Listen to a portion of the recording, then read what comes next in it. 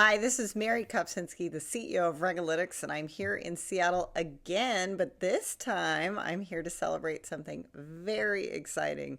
My dad's 90th birthday. We blew the family conch, and my siblings are making their way out here to have a great big party. So happy birthday, Dad. I love you. Also, very cool, my longtime piano teacher, Mrs. Betzler, got to see the video of her beloved student fumbling Mozart so hard on the Jammin Plannin Podcast.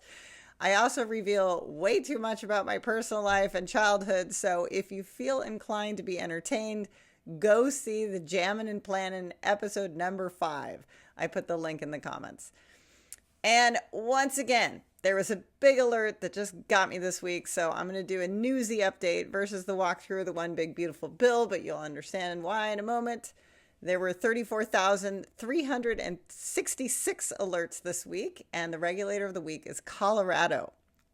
So there are 115 alerts from the state, with 11 having to do with artificial intelligence. And again, I still try every week to upload the alerts into GPT and have it write my script. And even with all of its knowledge and context and instructions and my past 3 years of scripts, and it still just sucks. So I still have to read and write these by myself every week. Anyway, Colorado. So 11 alerts, and the first being quite stunning. The governor issued an executive order to force a special legislative session to address severe fiscal shortfalls created by, you guessed it, the One Big Beautiful Bill. The federal tax law changes under H.R. 1 are projected to reduce Colorado's revenue by over $1.2 billion in the current year and by $700 million annually through fiscal year 2028. Colorado's revenues are linked to federal tax policy changes more than most states due to Colorado's use of what is known as the rolling conformity, which means that the federal tax changes are automatically adopted into the state's tax code.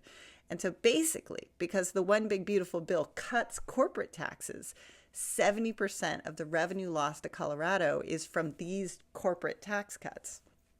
The other losses are the same losses as the rest of the states, where the federal government is putting it directly onto the states to fund things. So the executive order mandates immediate legislative action on tax adjustments, Medicaid funding, and Supplemental Nutrition Assistance Program, or SNAP, which is also known as food stamps. The governor directed all state agencies and departments to implement a hiring freeze. And so it is from this backdrop that we get to the topic of the week, again, artificial intelligence. So Colorado had passed 2 bills about artificial intelligence in 2024.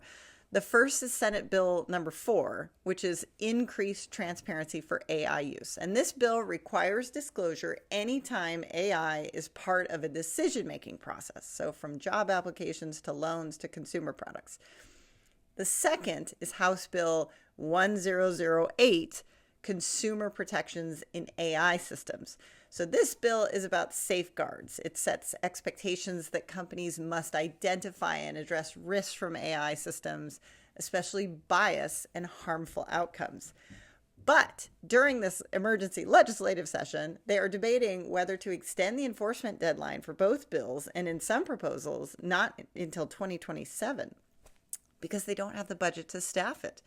But they also reduce the scope of who has to comply.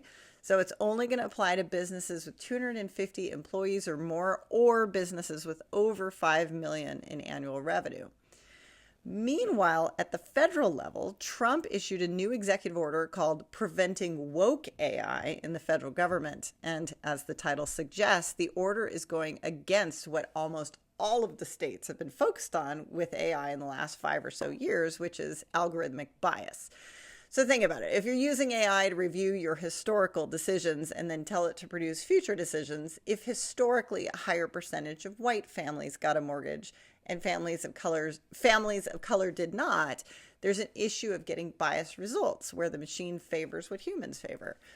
But the way the White House sees it, and I'm quoting here, in the AI context, DEI includes the suppression or distortion of factual information about race or sex DEI displaces the commitment to truth in favor of preferred outcomes and, as recent history illustrates, poses an existential threat to reliable AI. So there you go. And last but not least, New York introduced a first-of-its-kind bill this week, which is legislating the use of AI in the provision of therapy or psychotherapy services. Basically, your therapist would have to disclose it to you if and how they're using AI. And that's it this week for RegAlytics. We have the global supply chain of the world's regulatory alerts in one very easy-to-use place. If you need a solution to anything related to regulation, give us a call.